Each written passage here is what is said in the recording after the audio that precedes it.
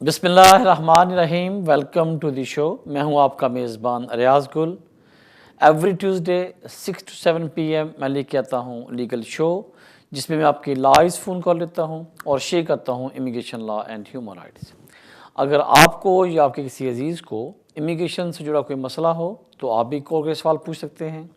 लेकिन अगर आपका मैटर कोर्ट में पेंडिंग है या होम ऑफिस में, या आप कोई डिटेल एडवाइस लेना चाहते हैं, तो फिर मेरी आपको एडवाइस होगी कि आप हमें ईमेल कर सकते हैं या फिज़िकली आके हमें मिलें, ताकि तमाम पेपर वर्क को देखते हुए हम एक बेहतर एडवाइस कर सकें।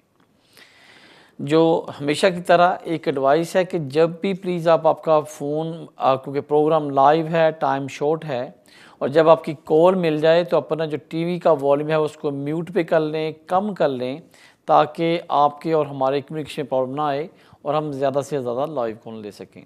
जब आप फ़ोन टीवी पे बात करते हैं, फिर हमारा कोई गैप होता है 30 सेकंड का, तो उससे फिर प्रॉब्लम आती है कि हम बात कर रहे होते हैं, आप सुन रहे नहीं होते। तो प्लीज़ जब भी आपकी कॉल थ्रू हो जाए तो आपसे काइंड रिक्वेस्ट है कि प्लीज़ अपना टीवी का वॉल्यूम कम कर लिया करें और फ़ोन पे बात किया करें। और दूसरी बात ये थी कि क्योंकि ब्रेग्ज़िट उसके बाद जो यूरोपियन का इशू चल रहा है, या उनके लिए जो एडवाइस बार बार क्वेश्चंस आ रहे हैं, दिसंबर तक राइट था कि जो यूरोपियन यूके के अंदर रहते हुए अपने टीटी को सही कर रहे हैं, वो अगर अपने इमीडिएट फैमिली और उसके बाद एक्सटेंडेड फैमिली को भी स्पॉन्सर करना चाहें तो उनके पास राइट था कि वो कर सकते थे।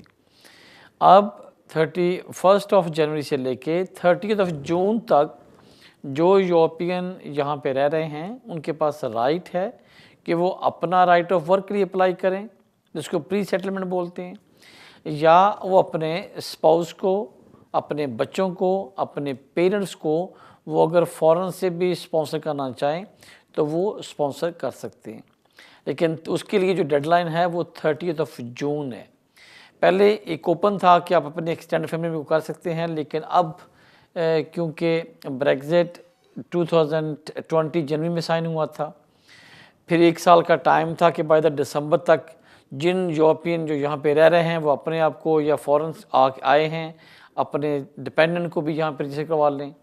लेकिन इसके बावजूद अभी दिसंबर के बाद अब जून तक जो टाइम है वो अपने आप को यूरोपियन जो नेशन हैं या वो अपने इमीडिएट फैमिली जिसमें बच्चे, स्पाउस एंड पेरेंट्स आते हैं, अगर उनको भी चाहिए तो वो भी स्पॉन्सर कर सकते हैं। या अगर वो यूके में आ गए हैं उनके पास राइट है कि उनके लिए अप्लाई किया जाए। और बहुत सारे सवालात, लेकिन जो कॉल कर से शुरू करते हैं फिर उसमें आहिस्ता आहिस्ता आपको एक्सप्लेन करते जाएंगे। तो बढ़ते हैं आज की फर्स्ट कॉल की तरफ। जी फरमाइए जी। अस्सलाम वालेकुम गुल भाई। वालेकुम अस्सलाम मेरे भाई। सर मेरा सिर्फ शॉर्ट क्वेश्चन है, प्लीज मुझे आंसर दे दें। तो मेरा तीसरी एक्सटेंशन थी, तो मुझे उन्होंने इंटरव्यू पे बुला लिया, ठीक है, मुझे और मेरी वाइफ को इंटरव्यू बुला लिया, मेरा भी इंटरव्यू लिया और मेरी वाइफ का भी लिया। तो उसके बाद मुझे कितना देर लगेगी उनको मुझे रिप्लाई करने के लिए? बस मेरा ये क्वेश्चन है जी। आपने कौन सा वीज़ा अप्लाई किया था? 10 ईयर रूट के ऊपर? जी नहीं, पहले मैं 2.5 साल का, मुझे 10 रूट 10 ईयर रूट पे उन्होंने वीजा दिया था, फिर मैं स्पोर्ट्स वीजे पे आ गया 5 ईयर रूट पे। तो फिर 5 रूट पे आ गया, तो पहले मुझे 2.5 साल का दिया, फिर अभी फिर मेरी लास्ट एक्सटेंशन थी 2.5 साल की ना। ओके, अब आपका सवाल क्या है मेरे भाई? सवाल मेरा ये है कि मुझे इंटरव्यू बुलाया, क्योंकि शायद वो शक करते थे हमारे रिलेशन पे ना। मुझे इंटरव्यू बुलाया, तो मैंने इंटरव्यू दिया उनको। तो अभी मुझे उन्होंने कोई आंसर नहीं दिया उसके, मैं बस ये पूछना था आपको। ओके, नो प्रॉब्लम मेरे भाई, आप परेशान ना हो। आपने on the base of relationship apply किया, 10 साल की बेस पे वीज़ा मिल गया, फिर आपने एक्सटेंशन टाइम, क्योंकि आप लीगल हो गए थे और तमाम जो रिक्वायरमेंट्स पूरी कर रहे थे, आपने बजाय 10 ईयर रूट के आपने 5 पे स्विच कर लिया, एक्सटेंशन अप्लाई किया, आपका इंटरव्यू हो गया। ये सारी चीज़ें एक प्रोसीजरल हैं। आपने ए एंड बी एंड सी इसी ही रास्ते पे जाना था जो आपने अच्छा किया, फॉलो किया।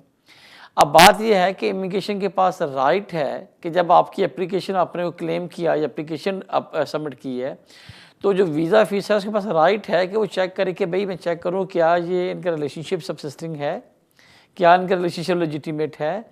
अगर ये दोनों चीज़ें हैं तो कोई इशू नहीं। नंबर 2 ये कि आपका सोर्स ऑफ इनकम जो आपने क्लेम किया कि आप इनकम कर रहे हो, क्या वो पूरी कर रहे हैं? तो जो आपने क्लेम किया है विद इन दिस लाइन, उसने लाजमी तौर पे सवाल पूछे होंगे, आपने जवाब दे दिए, अब आप वेट करें। अब होता नॉर्मली ये है कि आपका केस एप्लीकेशन डालते हो आजकल, वो 4 से 6 माह में डिसाइड हो रही है। लेकिन जब मेट इंटरव्यू का आपका आया है, तो मेरे ख्याल में इंटरव्यू का देखा जाए तो इंटरव्यू के तकरीबन 4 to 8 वीक के अंदर अंदर डिसीजन आना चाहिए। लेकिन आजकल अगेन ये पेंडेमिक कोविड-19 की वजह से लॉकडाउन है, बहुत सारे जो स्टाफ्स हैं वो गवर्नमेंट के इंस्टीट्यूट हों, सेमी गवर्नमेंट हों या इवन प्राइवेट ऑर्गेनाइजेशन भी, उन्होंने भी काफ़ी सारे होम बेस वर्क पे शिफ्ट कर लिया अपने काम को। उससे 2 इशू हो रहे हैं, एक तो थोड़ा काम स्लो हुआ है और उसका ना फिर प्रोग्रेस भी थोड़ी सी डिले हो रही है। एनीवे बट अगर आपका इंटरव्यू हो गया है, आपको मुझे बिलीव है कि 8 वीक के अंदर अंदर वो डिसीजन दे देंगे और बिलीव कि पॉजिटिव आएगा। अगर कोई ऐसी बात होगी वो आपको ईमेल करेंगे, फ़ोन करेंगे, दोबारा कॉल करेंगे या जो डिसीजन आएगा उसके बाद आप अपना एक्शन ले सकते हैं। अब आप वेट करें मेरे भाई। थैंक यू आपकी कॉल का। लेते हैं नेक्स्ट कॉल। जी फरमाइए। हेलो हेलो जी भाई, आप लाइव हैं, बोले सवाल क्या आपका? हेलो अस्सलाम वालेकुम। वालेकुम अस्सलाम मेरे भाई, जी फरमाइए। मेरा सवाल ये है कि भाई मैं आज 10 साल पहले इधर से मुझे डिपोर्ट किया था। ठीक। मुझे अफगानिस्तान डिपोर्ट किया था ना। राइट। फिर अफगानिस्तान से फिर आया था। आज से 3 साल पहले मैं डूअर पर आया था। मुझे डूअर में पकड़ा था इमिग्रेशन ने, पुलिस वाले ने, उधर नहीं। उन लोगों ने मुझे उधर रात में गुजारी ना, उधर उसके साथ था, उंगली मुंगली भी लगाई। और उस लोगों ने मुझे फिर पेपर दिया, कहते हैं कि मुझे वो 3 साल पहले कहते थे कि तुम फिर जो है ना इधर असाइलम करो। फिर तो लाला जी आपका सवाल क्या है मेरे भाई? सवाल क्या आपका? मेरा ये सवाल है कि ऐसे ना हो कि मैं असाइलम करूं, ऐसे ना हो कि ये लोग तो मुझे फिर डिपोर्ट तो नहीं करेगा। ओके, थैंक यू मेरे भाई, थैंक यू। आप टीवी पे सुने आंसर। देखिए, आपके साथ अगर लास्ट टाइम आपको उन्होंने डिपोर्ट किया था, आप किसी भी तरीके से दोबारा री इंटर हो गए यूके के अंदर और एट द स्पॉट आपने असाइलम क्लेम कर लिया, तो बी वेरी ऑनेस्टली जो आपने क्लेम किया है उसको परसू तो आपने करना है ना मेरे भाई। जो क्लेम किया उसकी पैरवी करें आप। अगर आप उसको परसू नहीं करोगे या उसके लिए जो भी आपको कॉल करते हैं इंटरव्यू के लिए या आपके डॉक्यूमेंट मांग रहे हैं वो नहीं प्रोवाइड करोगे, तो जो आपका क्लेम है वो ख़त्म हो जाएगा या उसका टाइम ऑफ एग्जॉस्ट हो जाएगा। तो मेरी आपसे सजेशन ये है कि आप इस बात पे डरे नहीं। आपका अगर कोई वाकई आपकी लाइफ को ख़तरा था आपकी कंट्री में और आप कहते हैं मैं जाऊँगा तो ये मुझे प्रॉब्लम आएगा, आपके पास जो प्रूफ है, एविडेंस है, वो केस वकील के सामने पुट करें। पहली बात तो ये कि आप डरे नहीं।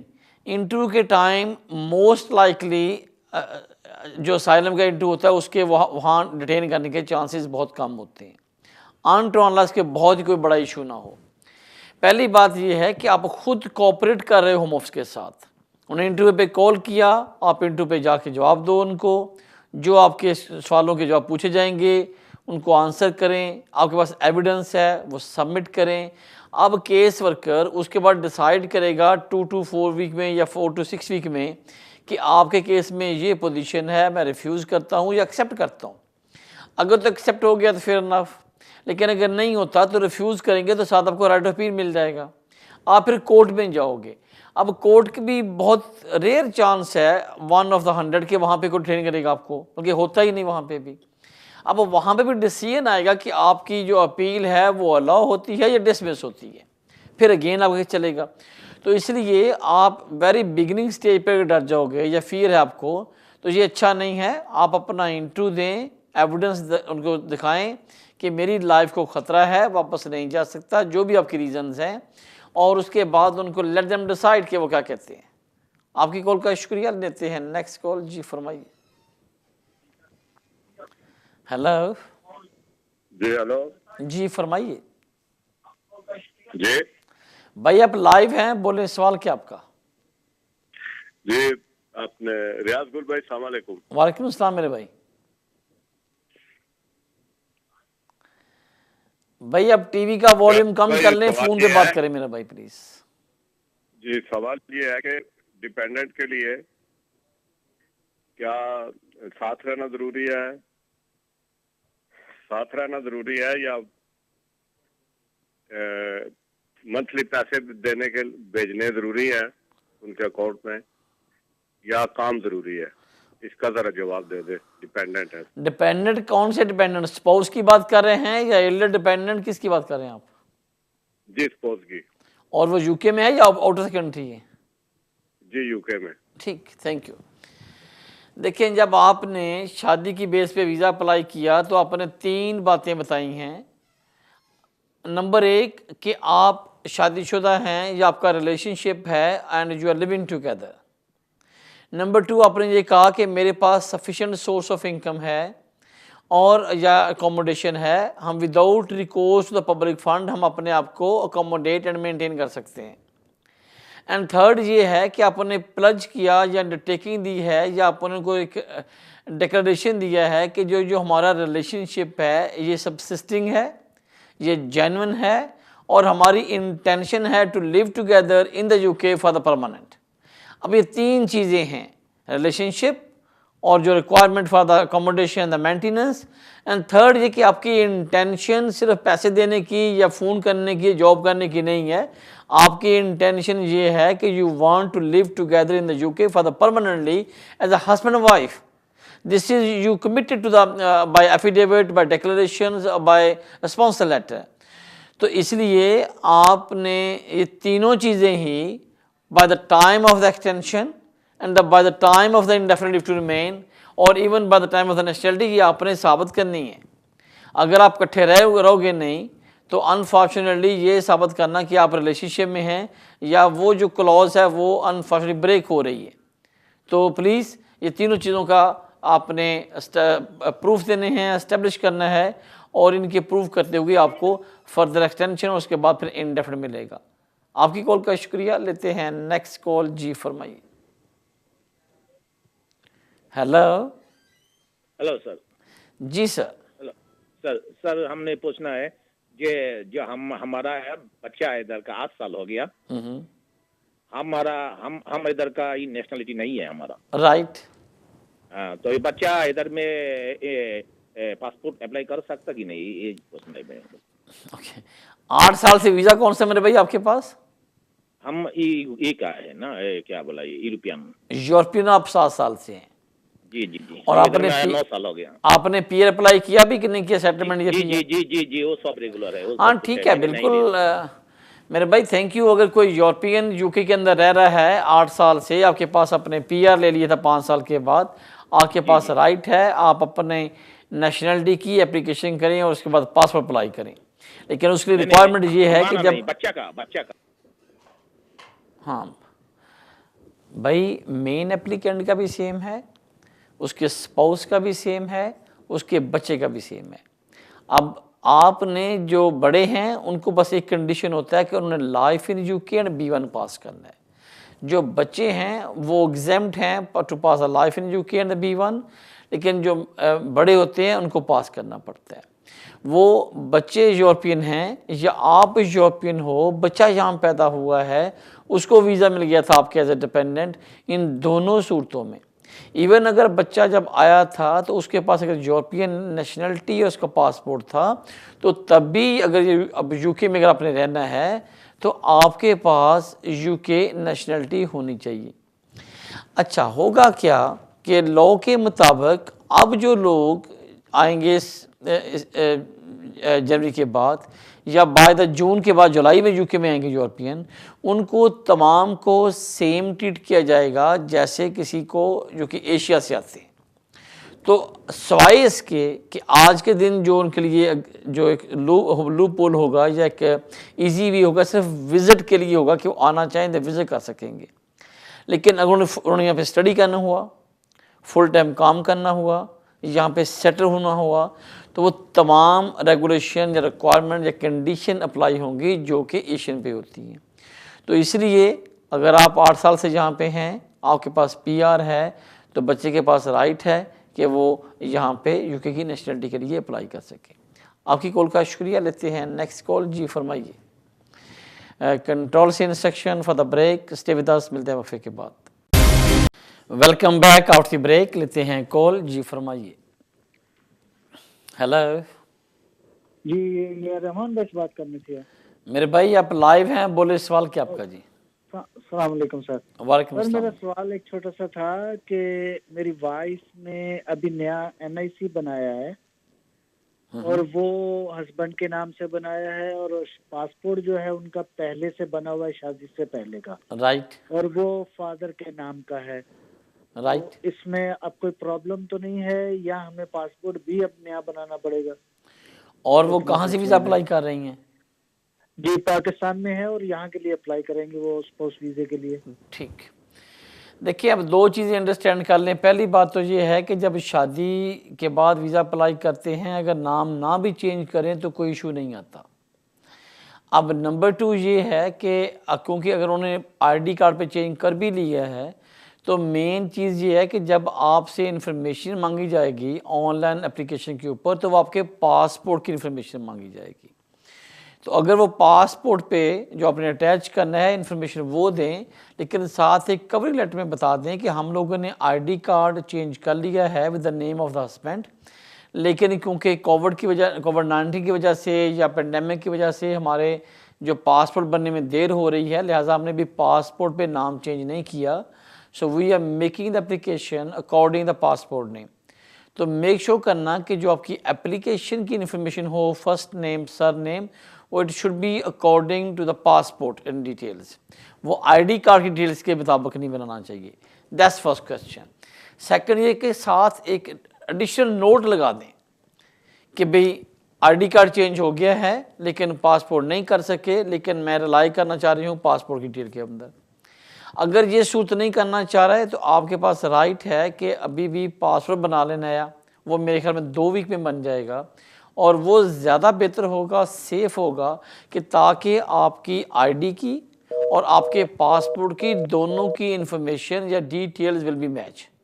तो मेरे ख्याल में अच्छा होगा कि अगर आपको 2 वीक और वेट करना पड़े, लेकिन आइडियली आप उसकी भी साथ चेंज कर लें और नया पासपोर्ट जो बनाएं वो जैसे आपने ID कार्ड पे नाम चेंज कर लिया ऐसे उस पर भी चेंज करके होगा और फिर नए पासपोर्ट की इन्फॉर्मेशन होगी तो वो आपके लिए ज़्यादा बेहतर हो सकती है।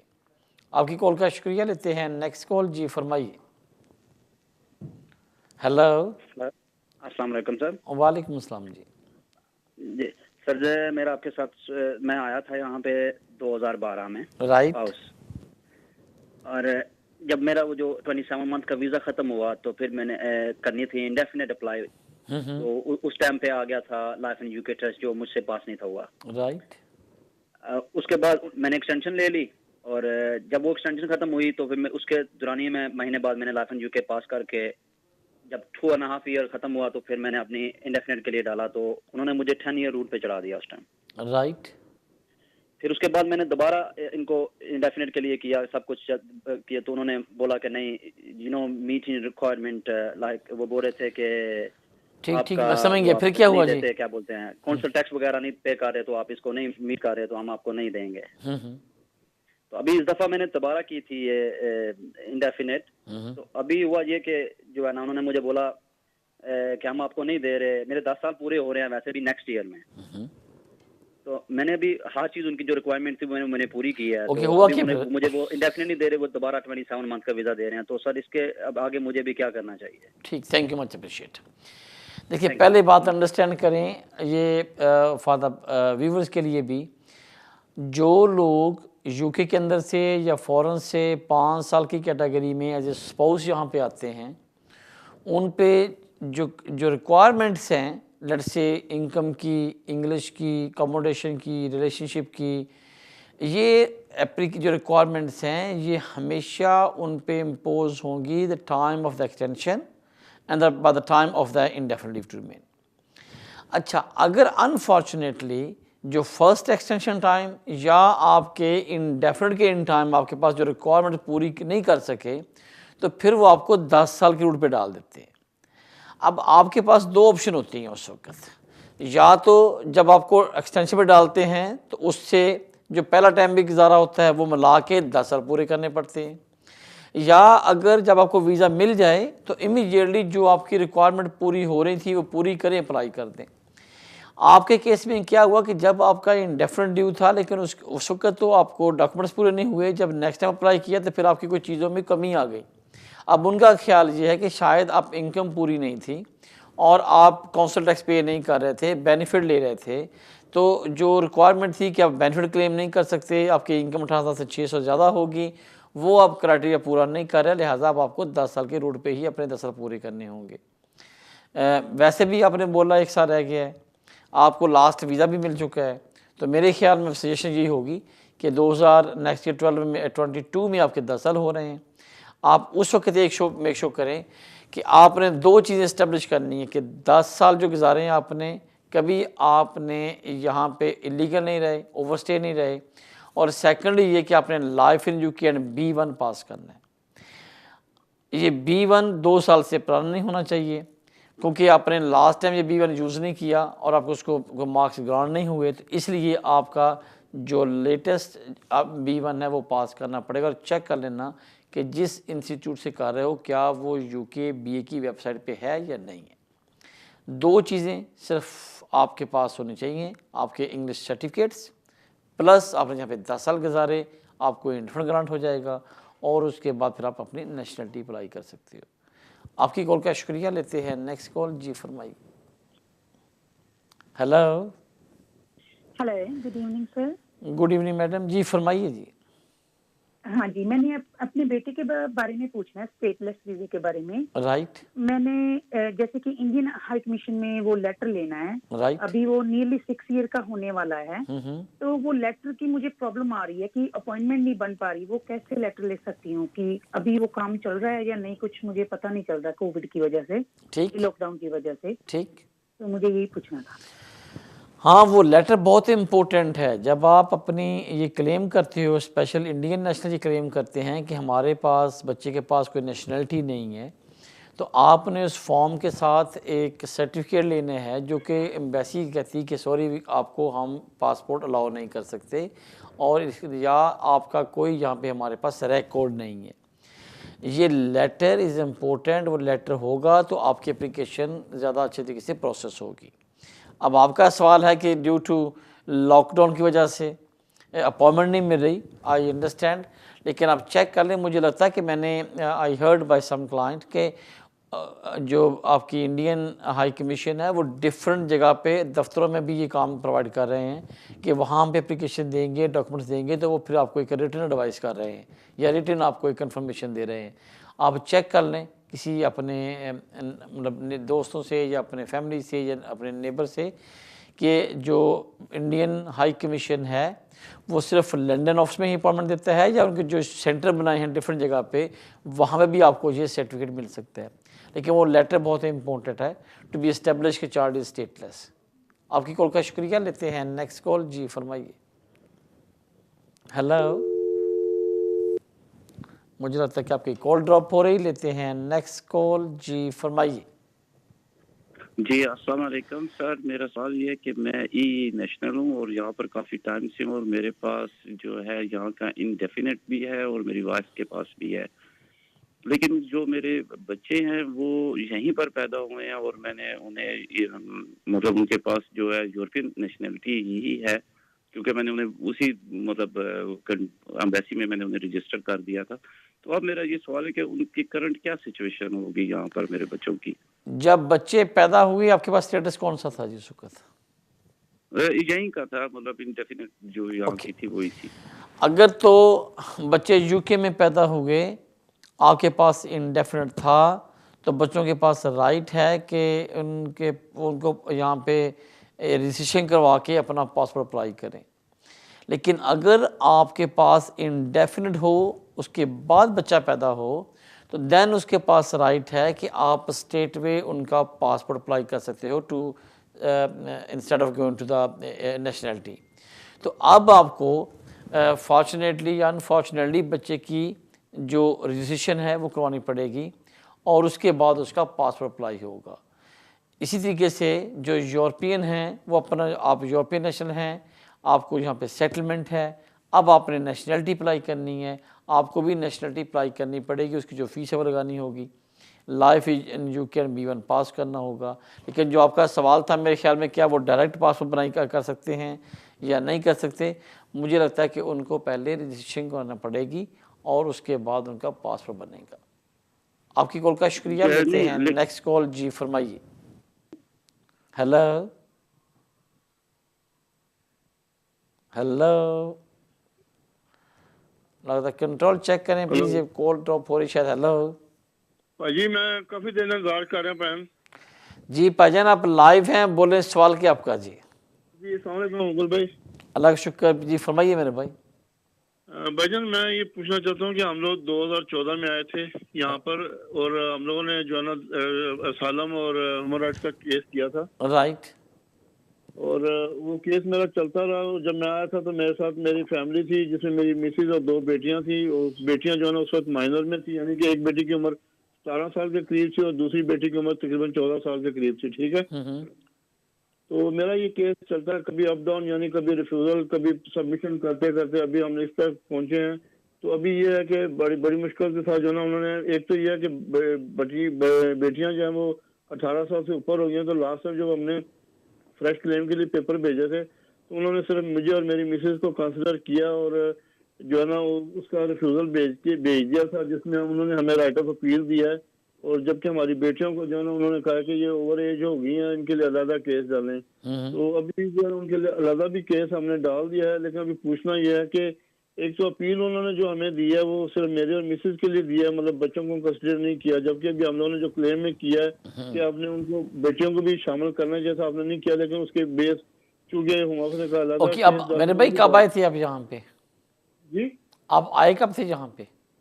मैं 2014 में आया था। ठीक ठीक ठीक। और आप बच्चों की एज कितनी है जी? अभी तकरीबन एक की 21 साल, एक की उम्र 21 साल होगी और एक की 23 हो गई है। ठीक ठीक ठीक। ओके, अब आपका सवाल क्या है फिर?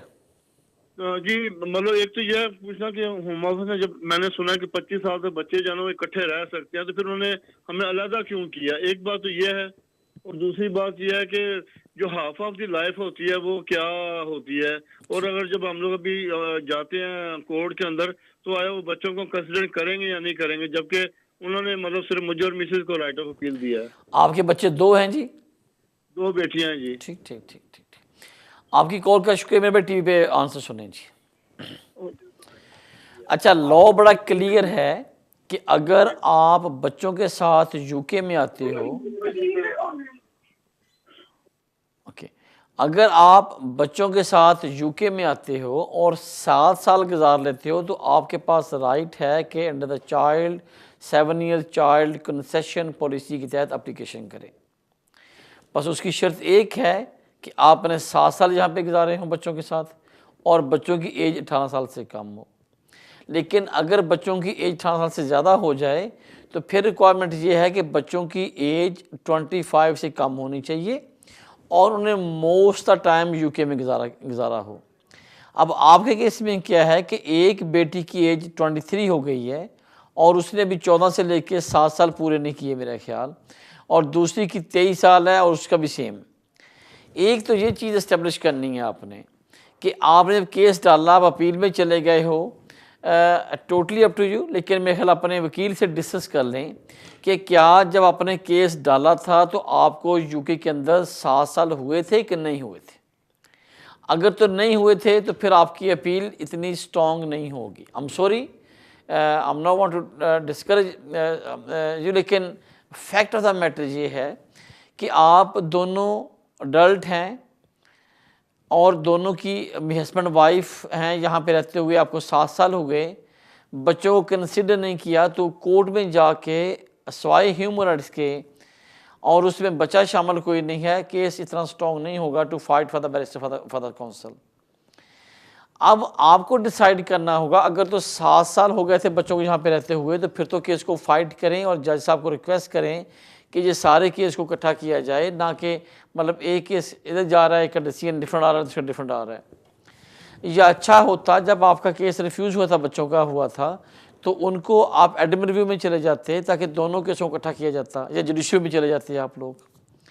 बट अभी आपको डिसाइड करना पड़ेगा, जो सेकंड ओपिनियन लेनी होगी इस वक्त आपके लिए इम्पोर्टेंट है कि हाउ यू कैन, मैं थोड़ा सा कंफ्यूज इसलिए हो रहा हूँ, लफ्ज़ों में चुनाव कर रहा हूँ कि द रीज़न ये है कि आप दोनों के केस को how we can represent to the court के दोनों को जो कि 18 साल से बड़े हैं इनको वीज़ा दिया जाए ऑन द बेस ऑफ के 7 ईयर गुजारे उन्होंने यहाँ पे।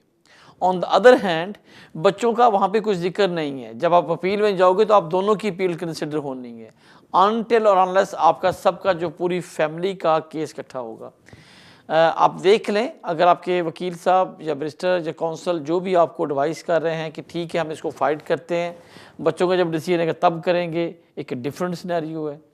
लेकिन मेरे ख्याल में अगर बच्चों को 7 साल नहीं हुए थे और आपने एप्लीकेशन पहले डाल दी है तो मेरे ख्याल में आपको दोबारा इसको रिकन्सिडर करना चाहिए।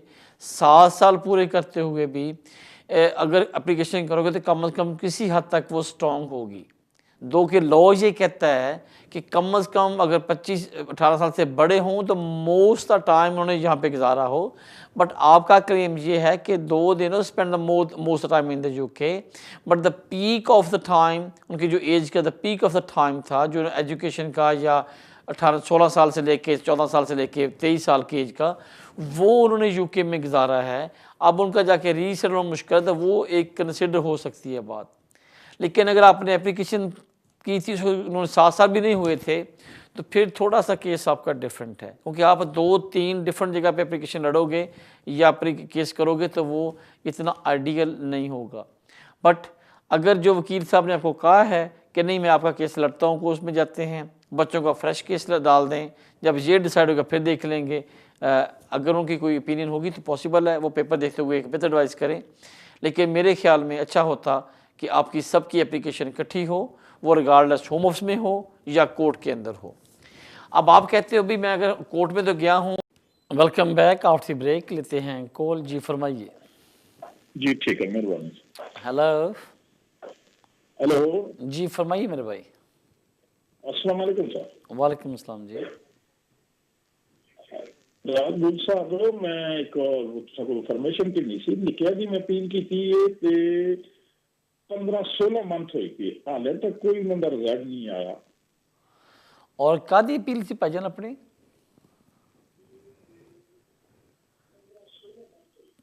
कोई रिजल्ट नहीं आया ना, कोई साढ़े दर लेटर शेटर नहीं लिखा इसने बारे च इन्फॉर्मेशन कर। भाईजान मैं दसो कि अपील इतने यूके जो की है या फॉरन तो कोई आ रहा और केस की है? सारा अपील की पाकिस्तान बच्चे मंगवा रहा सामने। अच्छा, बच्चे डिपेंडेंट बुलाए सी और उन्होंने वीज़ा रिफ्यूज़ हो गया, अपील कर देती जी। जी बच्चा जी बच्चे तौर से मंगवा रहा सा इतने। मैं सीखे से आना 2 मियां बीवी, वो मेरी पहली बीवी चूसे मैं दूसरी शादी थे की सी। 4 बच्चे से 2 बच्चियां थे आ गई ने। हाँ ते एक बच्ची ते एक बच्चे दा मैं केस कीता सी, उन्होंने थोड़ी रिफ्यूज कर दिता सी। हाँ ते उन्होंने दी पील बाई सी ये ते उस दे बारे मतलब 15-16 मंथ हो गए कोई सवाल जवाब नहीं आया। और कोई ईमेल वगैरह नहीं थानू आई? जी नहीं आई। वैसे नॉर्मली तकरीबन कोई 6 महीने तो ला के 8 महीने च ना कोई ना कोई इतला आ जाती है कि थोड़ा केस अपील लॉन्च करते, सानू वो डॉक्यूमेंट्स मिल गए और थोड़े इस केस से सिया काम करते पे हैं। लेकिन अगर कोई हो गया कि थानू नहीं आई तो मेरे ख्याल च तुसी चेक करो कि अगर तुसी खुद किया केस या थोड़े सोलिसिटर ने किया, उन्होंने कम से कम एक रिमाइंडर भेज देन और कम से कम जो रिफ्यूज़ल लैटर सी जो सबमिट किया सी ऑनलाइन वो प्रूफ या कोई चीज़ ऐसी एज एविडेंस कह लो जिस साड़ा केस डिसीजन आया सी, असी अपनी अपील जी लॉन्च कर दी, वो फीस जी है उन्होंने विड्रॉ कर ली साढ़े को या असी पे करती बाई कार्ड, क्योंकि ईच बंदे की 140 पाउंड फीस होंगी है। उन्हें चैक कर लो क्या थोड़े अकाउंट अगर फीस गई है तो मतलब यह है कि थोड़ा केस पेंडिंग आ। और सैकेंड कोई ईमेल चैक करो कोई जंक मेल च ना हो, थोड़े किसी ऐसे मेल बॉक्स ना जा रहे तुम गौर ना कर रहे हो वो। लेकिन ये 15-16 महीने वैसे हो नहीं रहे, लेकिन एक्सेप्ट के हो गया। कोशिश करो कि अपने तमाम जी तुम इन्फॉर्मेशन दी सी ईमेल खास तौर पर उन्होंने चैक करो, अगर नहीं तो फिर कॉल करके लैटर लिख दो या फोन कॉल कर लो कि प्लीज़ साडा जिहड़ा असी अपील लॉन्च की की बन रहा। होम ऑफिस का लैस्टर ऑफिस आ ਉਹ ਮੇਨਲੀ ਡੀਲ ਕਰਦਾ ਅਪੀਲਸ ਮੈਟਰ ਨੂੰ, ਔਰ ਉਸ ਤੋਂ ਬਾਅਦ ਫਿਰ ਉਹ ਆਫਿਸ ਗਾ ਐਲੋਕੇਟ ਕਰਦਾ ਕਿ ਜਿਸ ਜਗ੍ਹਾ ਤੇ ਐਪਲੀਕੈਂਟ ਜਾਂ ਉਹਦਾ ਸਪਾਂਸਰ ਹੁੰਦਾ ਉੱਥੇ ਦੀ ਲੋਕਲ ਜਿਹੜੀ ਕੋਰਟ ਹੁੰਦੀ ਇਮੀਗ੍ਰੇਸ਼ਨ ਟ੍ਰਾਈਬਿਊਨਲ, ਉੱਥੇ ਟ੍ਰਾਂਸਫਰ ਕੇਸ ਹੋ ਜਾਂਦਾ। ਸਪੋਜ਼ ਕਰੋ ਕਿ ਤੁਸੀਂ ਰਹਿ ਰਹੇ ਹੋ ਲੰਡਨ ਤੇ ਲੈਸਟਰ, ਸਭ ਤੋਂ ਪਹਿਲਾਂ ਤੁਹਾਡੀ ਐਪਲੀਕੇਸ਼ਨ ਜਾਏਗੀ ਅਪੀਲ, ਉਹ ਫਿਰ ਲੈਸਟਰ ਸੈਂਟਰਲ ਆਫਿਸ ਜਿਹੜਾ ਉਹ ਤੁਹਾਡੀ ਫਾਈਲ ਨੂੰ ਟ੍ਰਾਂਸਫਰ ਕਰੇਗਾ ਲੋਕਲ ਇਮੀਗ੍ਰੇਸ਼ਨ ਆਫਿਸ ਦੇ ਅੰਦਰ। ਅਗਰ ਤੁਸੀਂ ਬਰਮਿੰਗਮ ਰਹਿ ਰਹੇ ਹੋ ਜਾਂ ਮਾਨਚੈਸਟਰ, ਸੇਮ ਇਜ਼ ਹੈਪਨ, ਲੇਕਿਨ ਹਮੇਸ਼ਾ ਅਪੀਲ ਨੂੰ ਲਾਂਚ ਕਰਨ ਲਈ ਇੱਕੋ ਹੀ ਸੈਂਟਰ ਆ, ਔਰ ਉਸ ਤੋਂ ਬਾਅਦ ਜਦੋਂ ਤੁਹਾਡੇ ਤਮਾਮ ਪ੍ਰੋਸੈਸ ਹੋ ਜਾਂਦੇ ਆ ਫਿਰ ਐਲੋਕੇਸ਼ਨ ਕਰਨ ਵਾਸਤੇ, ਹੀਅਰਿੰਗ ਵਾਸਤੇ ਫਿਰ ਕੋਰਟ ਲਿਸਟਡ ਹੁੰਦੀ ਆ। ਤੁਸੀਂ ਮੇਕ ਸ਼ੋਰ ਕਰੋ, ਚੈੱਕ ਕਰ ਲਓ ਉੱਥੇ ਲੈਸਟਰ ਆਫਿਸ ਨੂੰ ਫੋਨ ਕਾਲ ਕਰਕੇ ਕਿ ਪਲੀਜ਼ ਅਸੀਂ ਅਪੀਲ ਪਾਈ ਸੀ, ਕੀ ਬਣਿਆ ਜਾਂ ਇਹਦਾ ਅਪਡੇਟ ਕੀ ਜਾ ਰਿਹਾ। थोड़ी कॉल का शुक्रिया। लेते हैं नेक्स्ट कॉल। जी फरमाइए।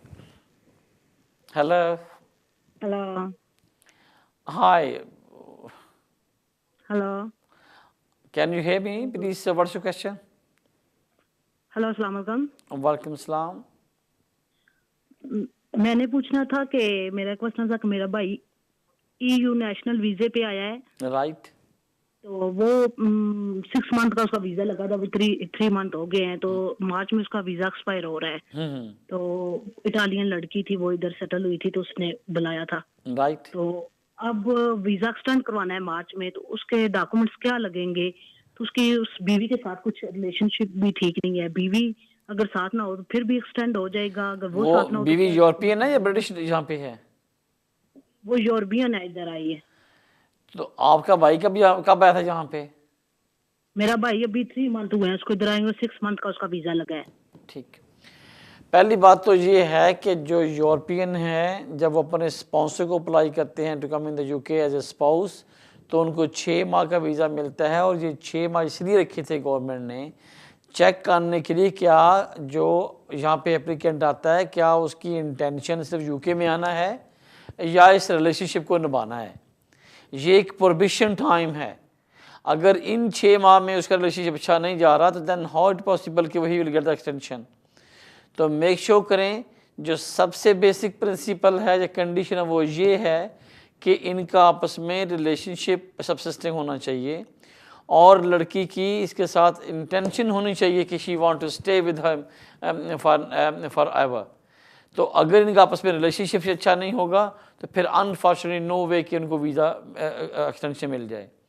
नंबर 2, उसके बाद फिर डॉक्यूमेंट्स आएंगे कि अगर इनके पास प्रूफ ऑफ इनकम क्या है, अकोमोडेशन है, रिलेशनशिप है और ये इकट्ठे रह रहे हैं, तो दिस इज़ द सेकंड चीज़ें। लेकिन पहली बात इंटेंशन और उसका प्रूफ कि आप लोगों ने यहाँ पे यूके के आने का मकसद ये है कि आप इस रिलेशनशिप को निभाना चाहते हो।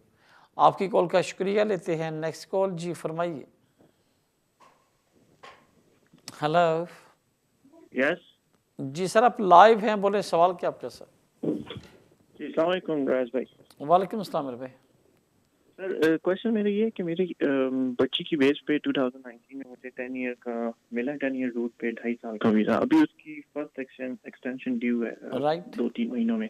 तो उसके लिए मुझे सर डॉक्यूमेंट्स क्या रिक्वायरमेंट होगी? मतलब मेरी मिनिमम इनकम रिक्वायरमेंट होगी और इंग्लिश की रिक्वायरमेंट, एक ये सवाल हो गया। और सर दूसरा सवाल ये है कि क्या मैं इस 10 ईयर रूट को 5 ईयर रूट पे स्विच कर सकता हूँ, क्योंकि मैं इस 2019 से पहले ओवरस्टे था।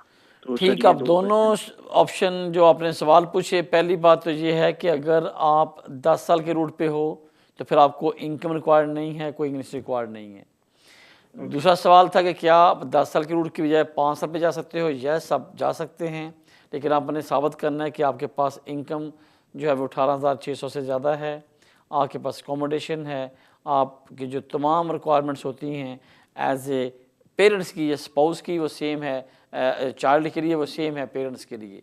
तो इफ़ इंग्लिश का इंग्लिश रिक्वायरमेंट राइट, आपने इनकम प्रूफ करनी है, अकोमोडेशन आपकी है, आप रिलेशनशिप में हैं और आपने जो मेन चीज़ है कि आपने A2 एग्ज़ाम पास करना है और जो आपकी इनकम का थ्रेशोल्ड है वो 18,600 है और आपने 6 माह का कम से कम प्रूफ देना है कि आपके पास पे स्लिप्स हैं, source of income and bank में पैसे आते हैं, प्रूफ ऑफ इनकम। तो अगर ये चीज़ें पूरी हो रही हैं तो यस, आप 10 साल के बजाय 5 साल के रूट पे अप्लाई कर सकते हैं। आपकी कॉल का शुक्रिया। लेते हैं नेक्स्ट कॉल। जी फरमाइए। हेलो हेलो, अस्सलामुअलैकुम। जी वालेकुम अस्सलाम। मैडम बोले, सवाल क्या आपका जी? Yeah, I got my indefinite leave as a 5-year-old, and I submitted my naturalization application in last 10th of November. Right. I got an email in 17th of December. Is confirmation that my application is approved. So, in the meantime, I'm waiting. I'm still waiting for my letter that I can book an appointment for my ceremony. So, what shall I do now? Shall I wait? What? I can. So, email madam, them could you tell me for what is inquiry. what is your question? Do you want to ask me how to book the appointment, or are you waiting for the update of the decision? Yeah, I got email for confirmation that my application is approved, but I still waiting for the letter. Okay. Confirmation letter. And citizenship you email. made the application for the naturalization, right? Yes, yes. Okay, I'm sorry, because if you receive the email in I think 4 weeks back, or 4 weeks before, or 1 month before, most likely you should get the letter.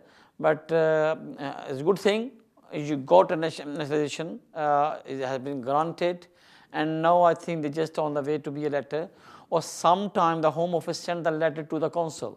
So you can call to the local consul and ask them, okay, did you receive my naturalization certificate? If they not receive, then you can wait, and ideally they should send to the client, but sometimes they send to the consul, and the consul contacts you. If the consul is not contacted you, it means not received. But you have a right to call them and ask them, did you receive my naturalization certificate? If they know, then you can wait. Normally takes 4 weeks, but anyway, nowadays due to the COVID-19 and lockdown, some paperwork is on the delay. My advice is wait, or call the consul and ask them, did you receive my certificate? No. If they know, then I think you wait, and we'll get the soon. Thanks for call. लेते हैं next call. जी फरमाइए. Hello. Hello. लगता है TV पे देखा जा रहा है. प्लीज. हेलो जी फरमाइए सर. जी अस्सलाम वालेकुम सर. वालेकुम अस्सलाम जी. जी सर, मैं ये पूछना चाहता हूँ कि 15-16 साल से मैं इधर हूँ, लेकिन इलीगल. तो ऐसा है कि कोई डाली जा सकती है कोई भी इस किस्म की कोई? ठीक. पहली बात, लॉ के मुताबिक जो लोग यूके में रह रहे हैं, अगर उनके पास वीज़ा नहीं है तो वो 20 ईयर्स पूरे करने के बाद यहाँ पे अपने स्टेटस को रेगुलेट कर सकते हैं. But on the same time as